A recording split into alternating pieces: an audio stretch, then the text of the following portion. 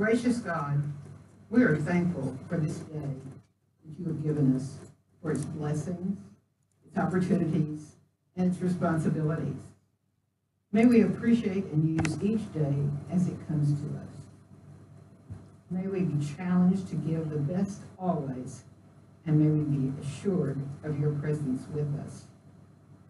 We pray that you continue to bless the work that we as Rotarians do to help those less fortunate, for food to nourish our bodies, and conversation to enrich our minds.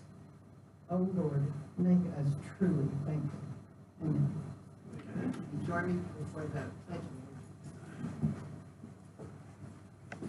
I pledge allegiance to the flag of the United States of America and to the republic for which it stands, one nation under God, indivisible, with liberty and justice for all. Please be seated.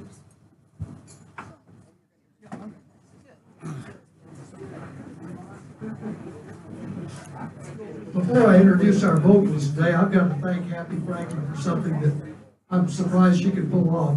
This group actually sat down and the meeting started at 12 o'clock as advertised. I'm very impressed with that, Happy. Very impressed. Today we have a very special vocalist that's going to lead us in the national anthem as well as sing a patriotic song. CAMILLE Sky is a member of the choir at Highland Park United Methodist Church, a very talented singer, and we were glad that she could come here. And stay tuned, if you're there at Gore Park on the 4th of July, she will be doing the very same thing there. So welcome, CAMILLE Sky.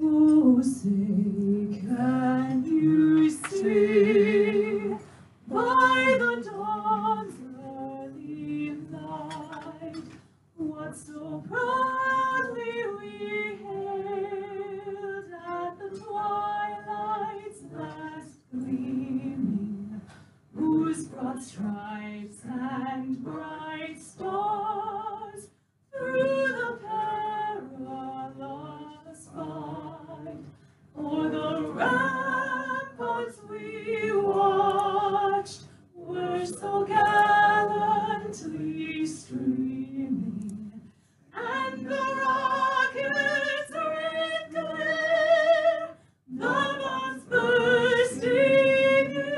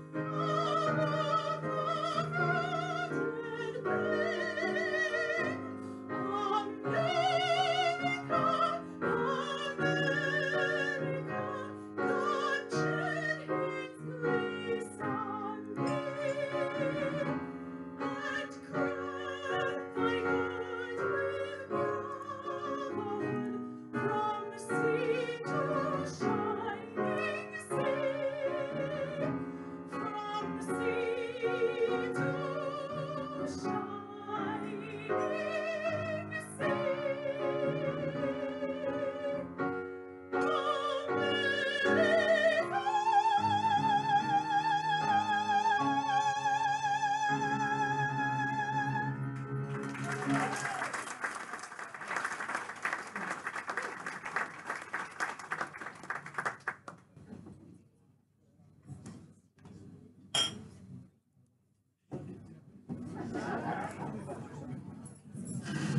you. Wasn't she wonderful? She makes it look easy. And now, our special Grand Marshal Luncheon chair, Bobbie Quick, is going to introduce our past Grand Marshals, dignitaries from Highland Park and University Park. I want to give her a special thanks for all of her hard work putting together today's beautiful lunch. Let's give her a round of applause.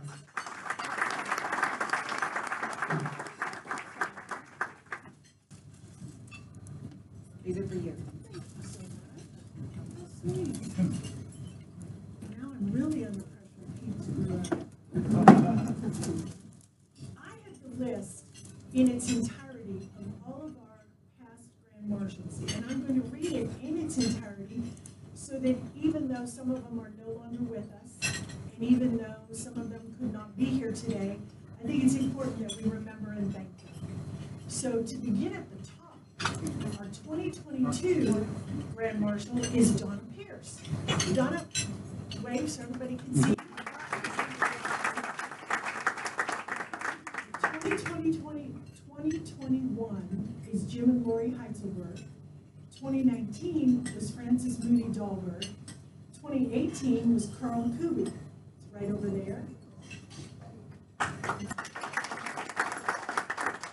2017 was Brad Bradley. 2016 was Mike Boone.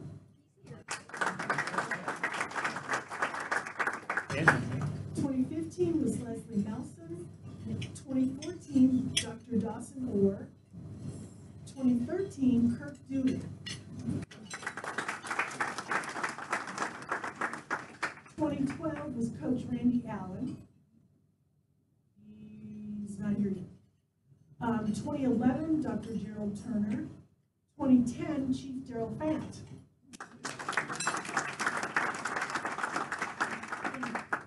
2009, Dr. Cathy Bryce. 2008 was George Patterson. 2007 was the Honorable John Roach. 2006, the Honorable Dan Branch. He's here. In 2005, the Honorable Kay Bailey Hutchinson.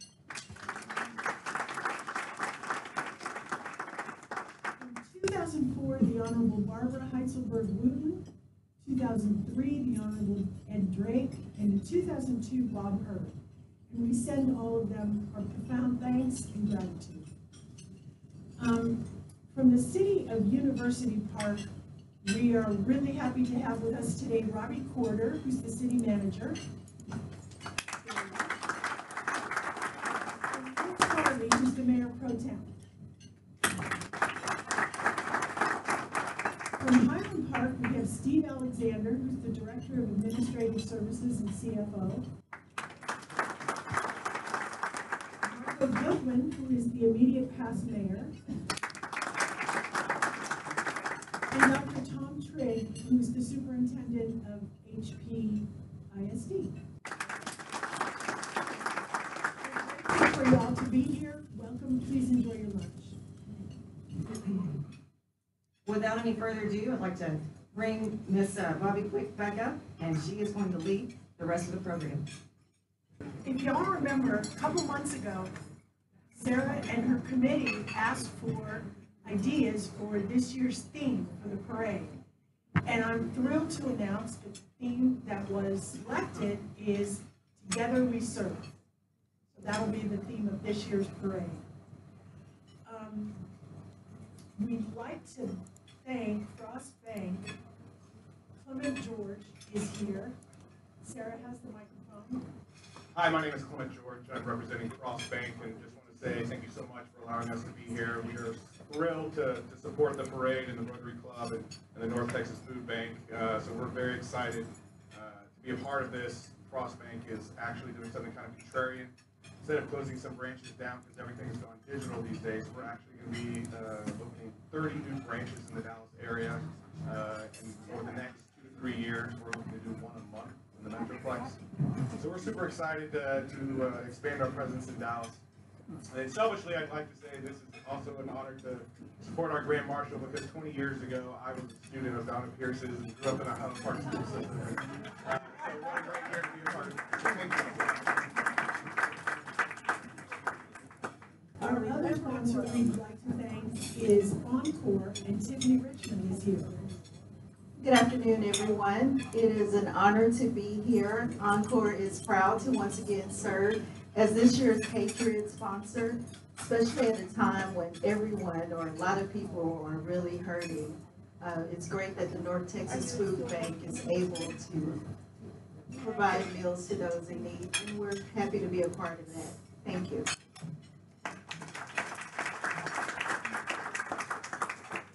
And last but not least, Diana Cowell with North Texas Food Bank is here. Hi everyone, we are just thrilled to be in partnership with the Rotary Club and with the Park City's July 4th parade again this year. I'm sure everyone is feeling the squeeze of inflation and gas prices along with our community in need. And this parade happens at such a great time to feed our neighbors, because during the summer, school is out and families are looking to provide 10 more additional meals to kids at home. We are so grateful for this partnership this year and in years past. And is it okay if I announce the meal totals where the club is at today. So far for 2022, with all of the fundraising efforts, thanks to ONCOR, thanks to Frost, thanks to all the members in this room and to the foundation, you are at 222,000 nutritious meals that you've helped to provide just for this year alone. And what that means in total, because I know you have $1 million goal, is 954,000 nutritious meals. So nearly to $1 million, and we are so grateful. Thank you so much.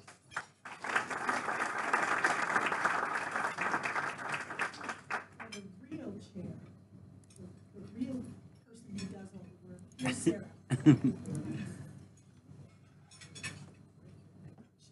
And we're still collecting. There's now a triple match, correct? The Crowley Foundation has become a triple match. So actually everyone who brought money last week for Happy Bucks, we're giving them to her today. So all those qualify for a triple match. And we are getting ready to start asking for corporations, businesses that have historically been in the parade. We're getting ready to solicit them. So our fundraising is not done. I think we'll get to our $1 million meal goals, y'all. So I have the distinct honor and pleasure to be introducing our 2 special guests, and they're going to make their way up, and I'm going to tell you a little bit about them. Kathy Bryce is going to be interviewing our Grand Marshal today, and she's the former superintendent of Highland Park Schools. She's also a former investment banker and a former Grand Marshal herself. And our real honoree today, and I'm not going to go too much into it because I know we're going to listen to her story, but she was born in Texas. She's the granddaughter of a West Virginia governor. She has a large family that she's very, very proud of. She taught in Highland Park Schools for over 40 years. And just retired. 41. And she just retired last year. And I personally believe that the entire Park Cities community owes her and just a tremendous gratitude, because she's taught so many generations of our students. Not only was she a wonderful educator, but she was also a very successful golf coach. And she has an amazing number of accolades to her name. But with no further ado, I'd like to welcome Kathy Bryce and Donna Pierce to the stage.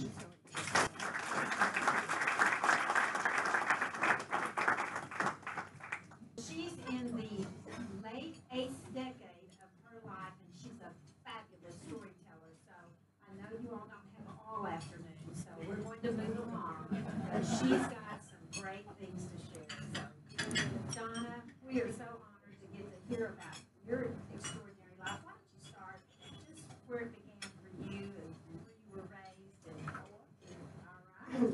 Texas up in the Panhandle. When I went to the Rice Institute in '52, they called me a Yankee Texan. It's only a 14-hour drive. It was a perfect place to grow up. My father, being a governor's son, got his best friend, and they drove to the top of Texas where natural gas was to be, and it was cheap, and started Cabot Carbon. Yes, we have a lot of carbon black. We say it's where the wind blows, the wheat grows, and the oil, well, used to blow. But I think, I look back, Cabot department heads in Boston, where they're located, had to spend 2 years in Tampa. And so Daddy and his friend Dr. Dad went back and got their rides, and Daddy stopped in Oklahoma City and met his brother and his wife. They were going to stand in at the wedding. They didn't want one in West Virginia. They didn't want all the pomp and circumstance. And they walked in, the church was full. Granddad had called every political foe in Oklahoma. They must have come. So it was good. He thought to be in Texas where he could do what he wanted to do. And on New Year's Eve, he would ride a horse, a little bit abbreviated, around white deer. Have you ever heard of white deer, Texas? There's a white deer in the center. So it was fun. But the Cabot people that came for 2 years, Mother made sure and was always the hostess with the mostest. So I grew up welcoming everybody, wanting to know everybody's name, and that's where I got it. And I remember my father, they'd always say, oh, what do you want to be when you grow up? And I wanted to be a nurse. And my father looked down, and I was about 6, and why don't you want to be a doctor? And I think that opened up, I'm on a roll, because I was told to move an architect at Rice. I got into Philmont, yep, and I've worked with Boys and Scouts for a long time, so my growing up in Pampa was awesome. You want to tell just a little bit about how you came to be a pilot, a licensed pilot? Well, I just got the pitch hitter, like ran into a guy from Rice that was just the love of my life, Alan Pierce. He graduated from Highland Park in '49. He was a cheerleader at Highland Park and at Rice, so that was pretty important. And we got married in '55 and had 3 years in the Navy, and we flew airplanes all over, and I was right with him, because to keep us in Girl Scouts, being a small town, we got to learn to fly Piper Cubs. We learned weather, maintenance. It's a very small airport, and I had my wings on I'm still a Girl Scout, and I still have my wings on my uniform. So when I married Alan, I took the pitch hitters course in case he had a heart attack. I could land, even though it was open cockpit airplane, we could have just walked out. Jumped out of it, but we had parachutes, all the Navy rigging and everything, and it was a wonderful deal. His best friend was Doug Kaufman. You all might remember some of these names. But I love flying, but I prefer it open cockpit. It's beautiful. Tell us a little bit about how you ended up coming to Highland Park. Where's Sally Cullum? Thank you. It's your mother, you know, my sister-in-law. I had 2 brothers. One's deceased and one's in Springfield, Mass. They're all 6 years younger. Mother and Daddy, Tom, Trigg, you'd enjoy this. They think that you should have kids 6 years apart so they can get out of school and college before the next one. At least that's what I was told. But Sally's mother was Elizabeth Ann Pierce, married Alan Grayson. And when I came to Dallas, after marrying Alan, and 3 years in the Navy and 2 years at Princeton Graduate School, where Alan got his master's, and it was funny because the guys from my class at Rice didn't serve in the service like everybody used to. And so when I walked in with Alan, they go, "You're back." So that was fun being up there. But when we came, what am I talking about? How you came to Highland Park. Liz, she just introduced me to all of her friends, had luncheons, and got me in the junior league. And I later found that on the committee, they said you had the weirdest paperwork ever. You're an amateur ham, you know the Morse code, you fly open cockpit airplanes, blah, blah, blah. I guess that's how Liz got me in, but I worked all my volunteer work at Fair Park. It's what I love. As it started at the Hall of State, which is just a gift to Dallas. and went to the garden center and went to the, but let's get this cut short because she's gonna hit me. I got to the Dallas Health and Science Museum. Anybody remember Dixie Carmichael? And I loved being a docent, and then I got to be head of them, and we opened that Fair Park Planetarium every Monday, and we had that docent in the morning and docent in the afternoon to all the DISD schools. It was free. All they had to do was get transportation. It was the most wonderful program, and I would even do night shows for the scouts. And you think, driving to Fair Park, well, you all remember the police academy met in the basement there. I had more security than anybody. So these are wonderful days, and I went on to Liz. I loved my league work, and Margot knows that. I'm still talking about it. I've known her for a long time. But I think what's interesting is you never know what you're going to be in life. I wanted to be an architect. And I got to Fair Park and fell in love with astronomy. And then I didn't finish my Rice degree because Alan was lonely out in the Navy in California. So I needed to finish because Highland Park in '79 said, we want you to be the planetarium. We want you to come and open it up. Gene Henry had been gone 2 years. And Art Barnes stood up at the school board meeting. You all remember Art Barnes? And said, yes, I know she will get her degree. I know she doesn't have one, but we're going to get her to run the planetarium. And I owe Art and his whole family, that board stuck up for me. And I did get my degree. I went to UD and put architecture credits into art history, and then I went up to Texas A&M/Commerce and got an got a master's in educational technology. I had to do that. I couldn't let art down, could I? And the rest is history, because I'm not sure anybody knew what I was doing in there at the time. Donna Quinn was there, and he helped me a lot because it had been closed for 2 years, and I was on a Minota MS8 at Fair Park. No, here's a good story. I started on the S1 Spitz. That's the first mechanical starball planetarium instrument ever made, and that's how old I am. I started on the very first one. And then we went to a Minota MS8, so when I came to Highland Park, it was back to a Spitz, and so I had a lot to change. But I got it done, and it's who could be as lucky as I am? You get K through 12. And you do the objectives that the teacher wants. And people want to come to the planetarium. You don't have the discipline problem unless in later years you get cell phones. Tom, did I ever take your cell phone away when you were there? I know a lot of faculty would come over and they'd look at it and I'd literally have to take it away from them.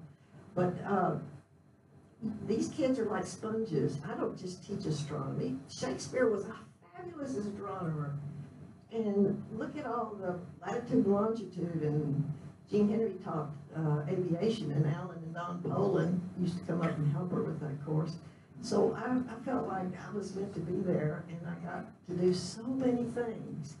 And I know you're going to bring up golf, because I didn't make them make the beds. I made them put all the sleeves of the golf balls in the trash, put their towels in a stack, and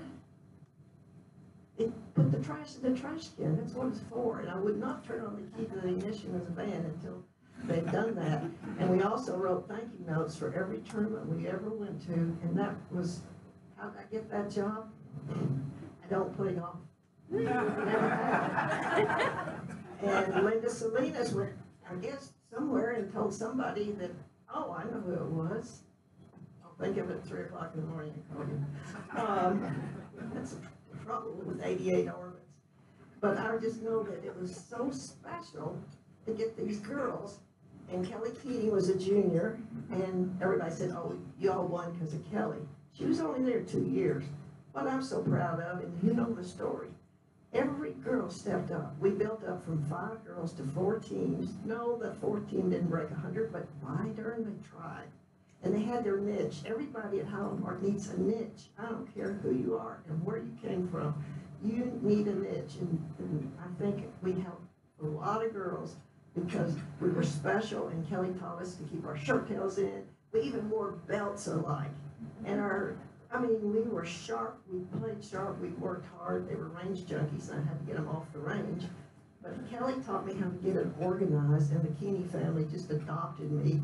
Yeah, I stayed in the sand trap for 30 minutes. You're not supposed to hit the ball. You're supposed to hit the mat. You know how it goes. And it's a little more than, but learning the rules, we practiced every Friday on those. And I could never, ever give up those 8 or 9 years, whatever it was. It was awesome. And we learned so much, and we said what was said in the band stayed in the band. And now I have, I think, 13 grandchildren, all grandchildren now, and I keep up as many as I can. But thank you for bringing that up. Those were awesome years. You never know what you're going to do. Alan and I went through a divorce in let's see, I forgot when it was, and the school said, oh, can you do the Saturday morning detention? Sure. It's when I can grade my papers for the astronomy class. You're paying me to grade my papers. Extra. And then Jeff Lloyd was the boys golf coach.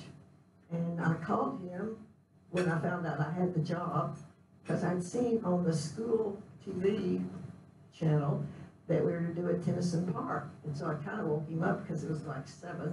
And I go, blah, blah, blah, what time do I meet you? You know, I never introduce myself when I call somebody. I don't have time. And there's this dead silence on the other end, and Jeff goes, aren't you the planetarium director? I go, well, yeah. What does that have to? Well, it does, because guys, how many golfers have we got? We got a bunch. You know, when the sun is in the east in the morning, the grass is going to go that way. At noon, where's the sun every day? It's in the south. If you don't know this, what planet are you on? And in the afternoon, it's in the west. So I do know about that. And Jeff goes, and there's this dead silence. He and I'm the mom and he's the son, and we had the best time ever. He taught me a lot. I typed his thesis, he passed, got his master's. Still owes me a duck hunt because his father-in-law has a great place to go. It just goes on and on and on how lucky I was to have some of the best kids that worked hard. If they didn't, they were off the team. There was one that always kept kicking the ball from the rough, and I go, I don't think that's the way it goes. So these were great years, Kathy, and we won state 3 times. We won by 22 strokes. In fact, the lights at Jimmy Clay Course on the range are named the Highland Park Girls Lights, because after tournament, we would go practice. These kids worked, and they had a great ethic. And I was very strict about behavior. When we stopped to go in, you had to have your hair tail tucked in. We looked good, and this is why. And I think I was put at Highland Park because kids would come and sit with me in the dark, of course, and just talk about, they're stressed out. Their families, for the most part, are quite well along in their profession, and they want them to do something that they don't want to do, and I'm a good example. I majored in architecture and I teach astronomy, but give me credit, they both start with A's. Hey, Donna, I know you're about ready to kick it. Donna, there's something else we want to talk about. I do want to say this. I didn't know the Keeneys when they were here. 3 great golfers, but I didn't come to 01. But one of the highlights of my retirement is being at the University of North Texas at a men's basketball game in the reception area before, and I introduced myself, and it's Ernie Keeney. And I want you to know that the first thing he said to me about Highland Park was about this lady. He said, was Donna Pierce still there? I said, absolutely. Running the planetarium. He said, the best girls golf coach ever. And he told me all of that story about them. And I see him all the time. I never have a conversation with him that he doesn't talk about her and the difference she made for the girls golf program. And I just want to, and it's because of what you're hearing today. Fully invested in her kids. I know when Clement had her for astronomy visit the planetarium, probably came first in elementary school as a 5th grader, the routine. Kindergarten, 3rd grade, 5th. And then at the high school. But it's because she's so invested in the families, she still feels this way. I'm just going to let you tell one quick story before we go to the Cornish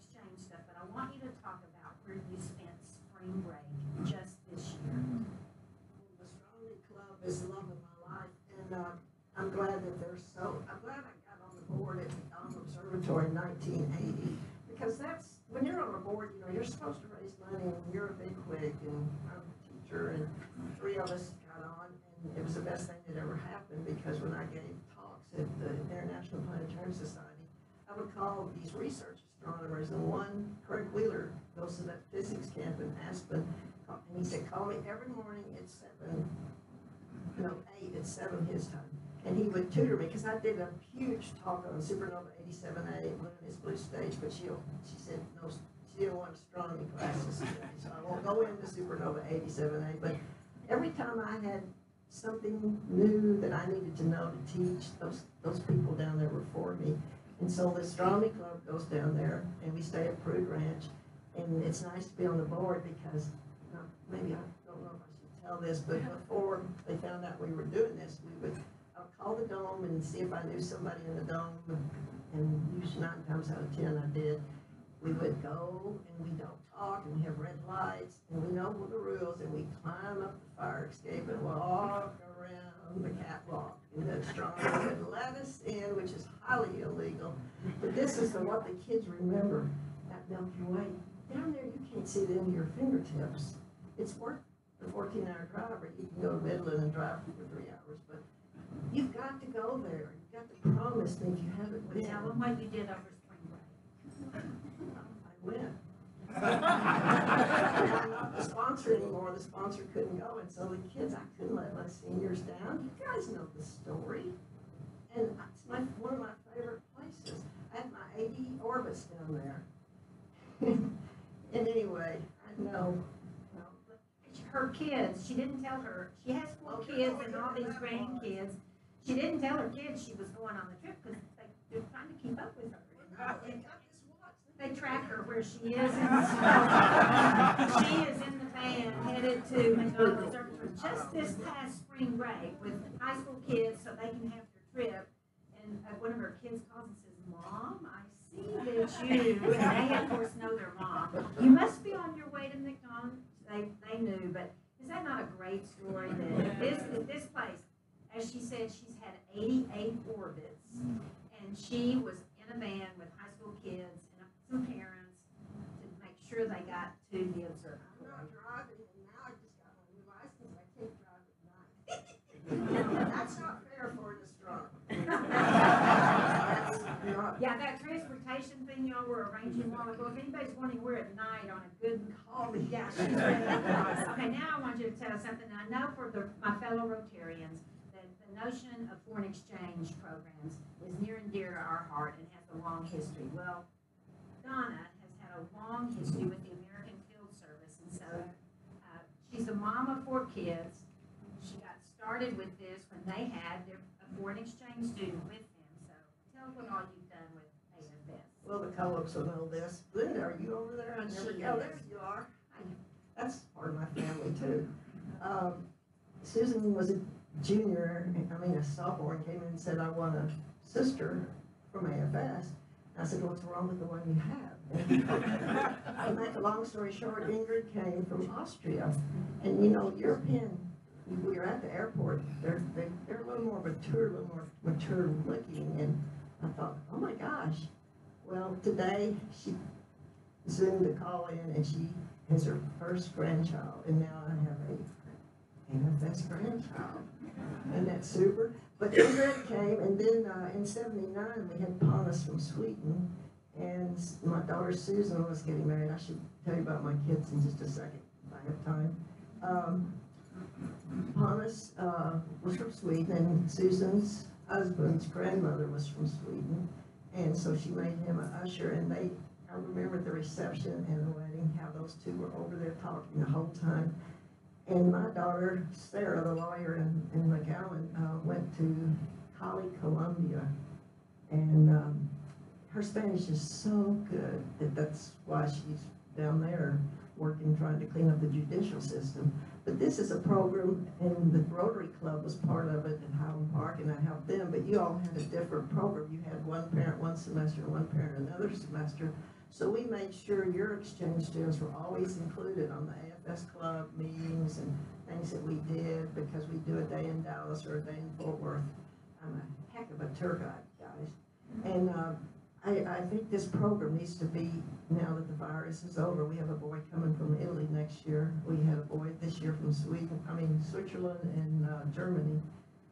It's, Highland Park needs this. Park Cities needs these kids. They're ambassadors from their countries, and I think every one of you would agree with me how special this program is, so keep it up, guys, because AFS is going to keep it up, okay? We got an agreement here?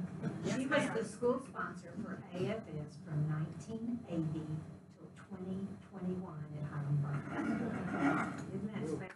And I've been with us since 1974. And I've taken bus trips where we take them up to CW Post College and they leave on these different flights, like Europe goes at one time and Asia goes at one time. And if you've never, we'd meet up with 99 buses came all across America. I'm the one that benefited from that. I've traveled all over the world because Jeff Lloyd got me to working at the stadium. And first I was at the gate, and then I got to be game manager, and I loved it because I took the drinks to the officials and they couldn't leave if they didn't know the moon phase, so they learned astronomy. And then when the press box would take a break at the half, I'm not talking about varsity games, I'm talking about 2 freshmen on Tuesday, a junior.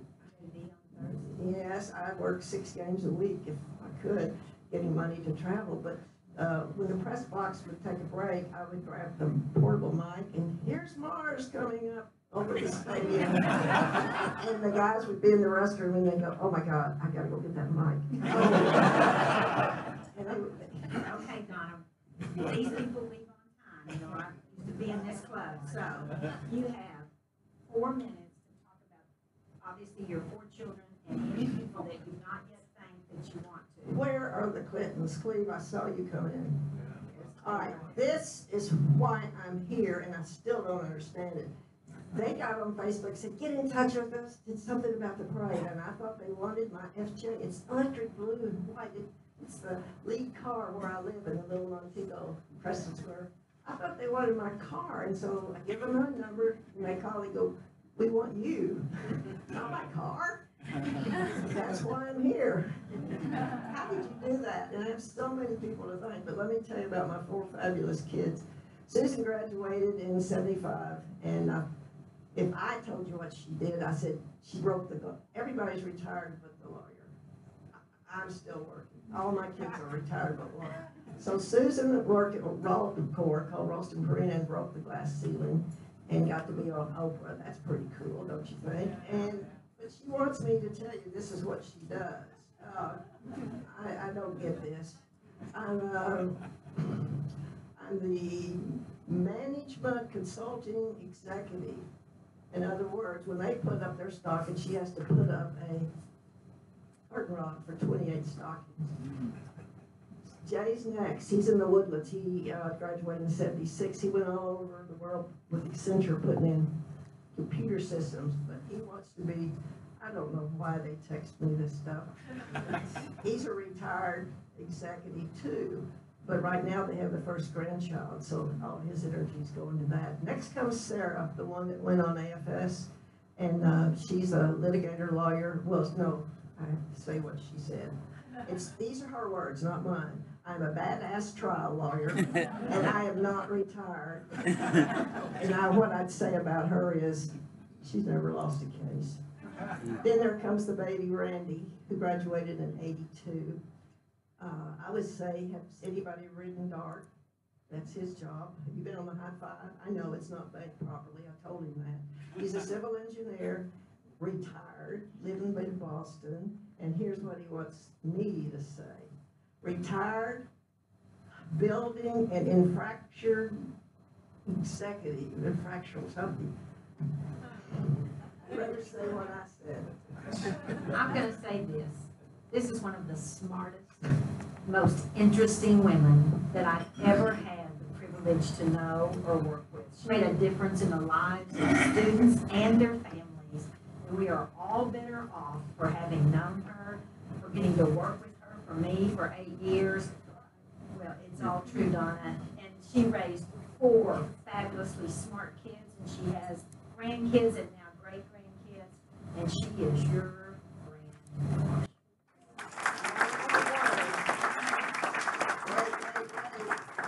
This is my ex-boss, superintendent of schools, and she asked to do this.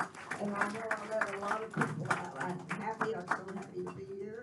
And I'm sorry I can't see the rest of you, but thank you, Park Cities Rotary Club. The roots run deep. My family's been involved in Rotary. My father-in-law was in the Dallas Rotary, so thank you, thank you, thank you. And great Kate, give some up.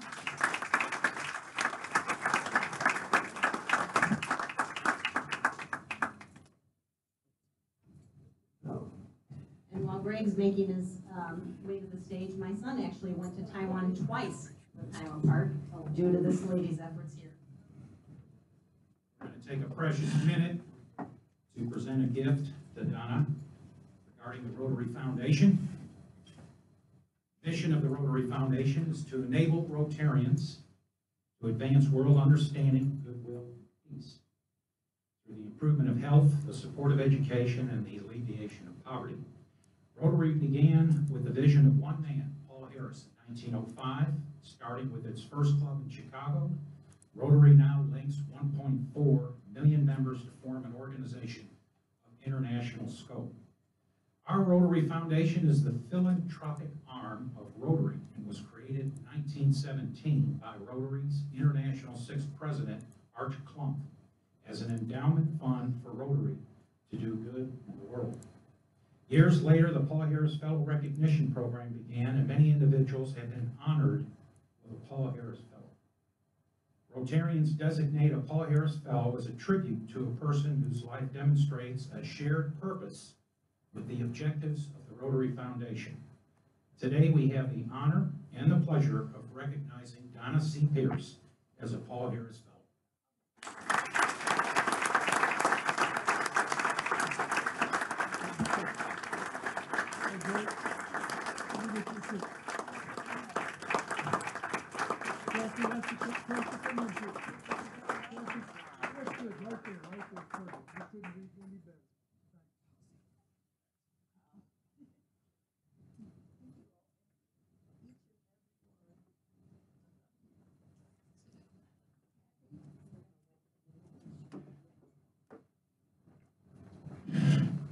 Thank you, Ms. Donna.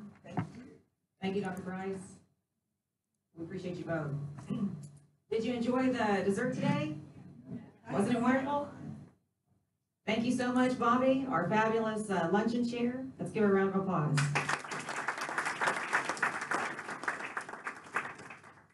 She made the dessert.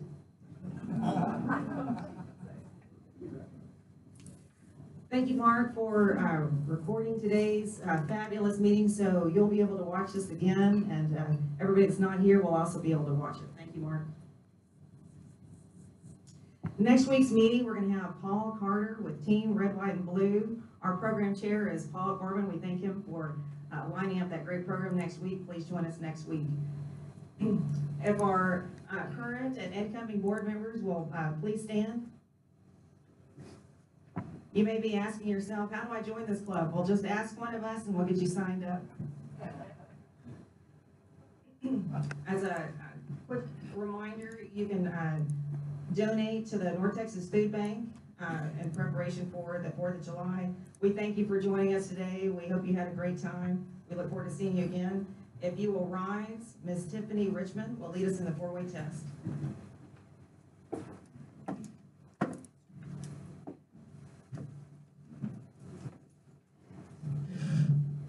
Of the things we think, say, or do, first, is it the truth? Second, is it fair to all concerned? Third, will it build goodwill and better friendships? Fourth, will it be beneficial to all concerned?